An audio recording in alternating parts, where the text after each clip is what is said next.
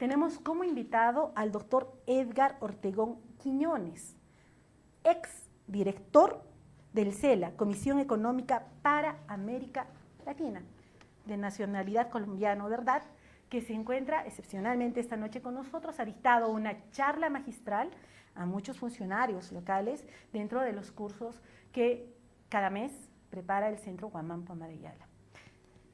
Conocemos, hemos estado, que en la charla del día de hoy se ha hablado acerca de los niveles de corrupción enlazados en el tema de pobreza y extrema pobreza, porque tiene que ver. Cuando nosotros cedemos ante la corrupción, es que el dinero se desvía a quien no se debe. Por eso será interesante conversar con él acerca de este tema. Doctor, muy buenas noches y gracias por su presencia aquí en este programa y también en el Cusco. Gracias. Avanzamos en el tema de corrupción y vamos avanzando a pasos acelerados y como que mucha gente deja hacer. ¿Por qué? Y esto, entiendes, es un elemento común en toda América Latina. Bueno, en primer lugar, muchísimas gracias. Sí, eso es cierto. El tema corrupción en los últimos años ha pasado de ser un tema en América Latina muy, muy sensible. Tenemos mejor información sobre los niveles de corrupción que hay en todos los países en América Latina. Tenemos informes periódicos de unas organizaciones internacionales como Transparencia Internacional que mide los niveles de corrupción que hay en cada uno de los países de nuestra región. Pero ahí quisiera hacer una salvedad.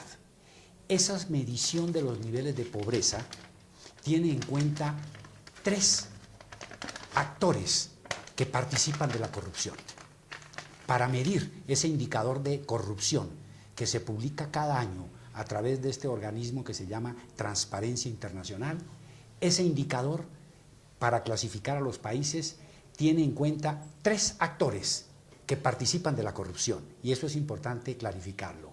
Uno, lo que se llama corrupción política. Son agentes políticos que están dentro del Estado y utilizan el Estado en beneficio propio y no en beneficio de la sociedad. Entonces, ese es un actor que participa y que contribuye al nivel de corrupción. Segundo, también hay líderes que por su prestancia, aunque estén fuera del Estado, también participan de niveles de corrupción en contratos, en licitaciones, pero pueden ser incluso del sector privado, pero entran dentro de esa categoría. Y una tercera son los ciudadanos, que el ciudadano se ha vuelto permeable a los niveles de corrupción en toda actividad, para sacar una licencia, para un permiso, para un trámite burocrático, entra en unas componendas y va distribuyendo, y eso genera una malla de corrupción. O sea, hay que tener en cuenta 3 actores: el político, líderes y la ciudadanía, que se ha vuelto permeable a estos niveles de corrupción. Nosotros aquí en el sentido común y en los espacios en los que hemos estado, hemos señalado siempre eso.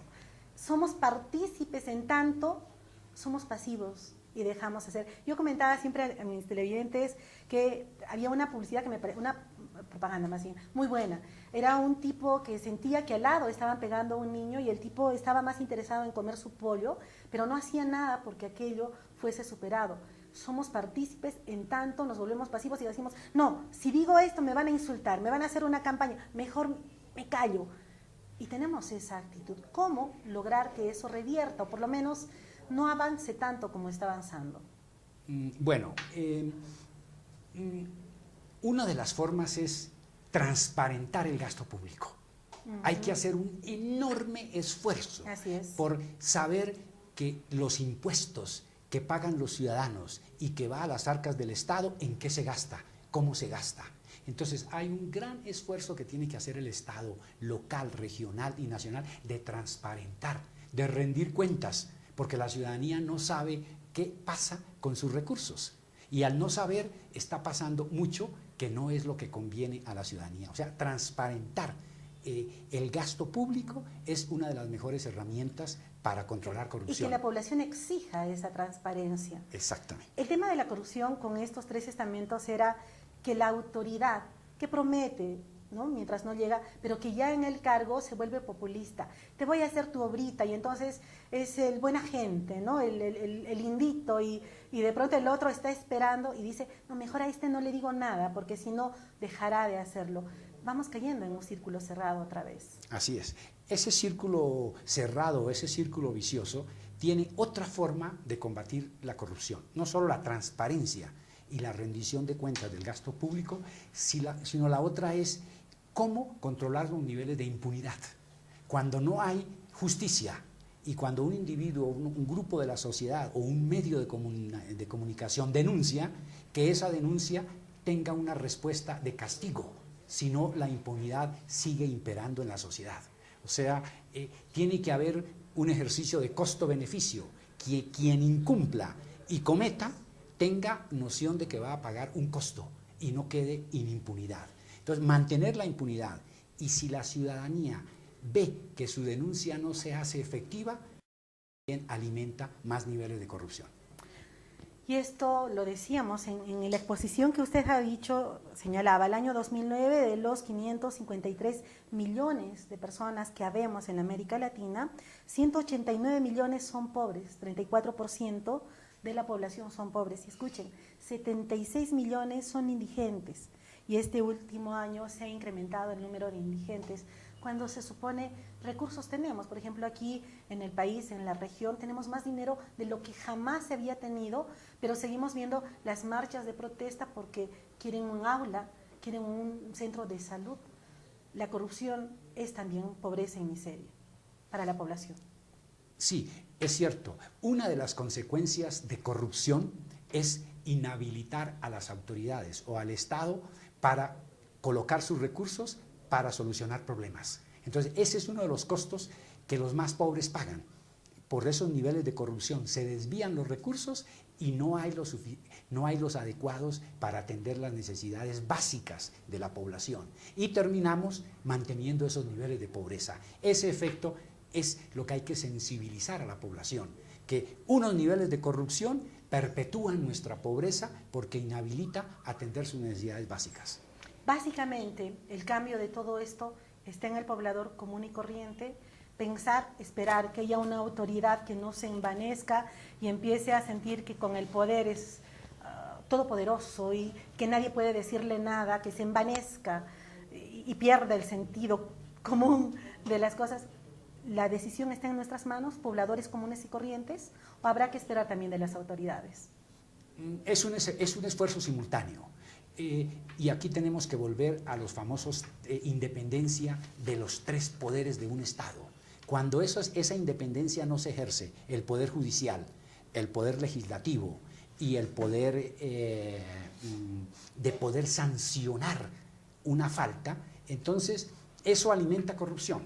O sea, el poder judicial tiene un papel muy importante que ejercer en combatir la pobreza, pero la ciudadanía también como movilización y castigo para poder, especialmente en los procesos electorales, sancionar a aquellas personas que son o que han cometido actos de corrupción. Eso es importante. Importantísimo. La impunidad. Claro, exactamente. Esa es la que da mal ejemplo. A este no le pasa nada, lo hago yo y lo hago cada vez más, ¿verdad?